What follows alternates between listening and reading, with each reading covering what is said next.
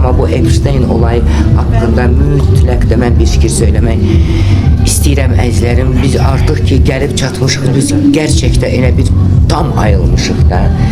Bu karma elində heç nə gizli qalmadı, doğrudan da hər şeylər açıldı və birbaşa aydın oldu ki iki qüvvənin savaşı ömür boyu gedibdi. Ona göre biz o kadar bu şeyləri bilib ayılıb və qidamıza, əlbəttə ki evlatlarımıza, əlbəttə ki çevrəmizə, əlbəttə ki dinlədiyimiz musiqilərə, baxdığımız filmlərə, dinlediğimiz musiqinin sözlerine çok dikkat yetirmeliyiz. Kimin konsertine gedirik?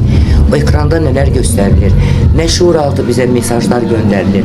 Ne bize yetiştirmek istəyirlər iller boyu? Bunlar hamısı eğer biz ayrılmışıqsa biz artık buna biganə qalmamalıyıq canlarım. Ve süni o yemeklerden, içkilerden, gazlı bilinmediğimiz o şirin içkilerden, şirniyatlardan uşaqlarımıza, yani maksimal olarak ayrılmışıqsa korunmalıyıq. Bizi yaradan korusun.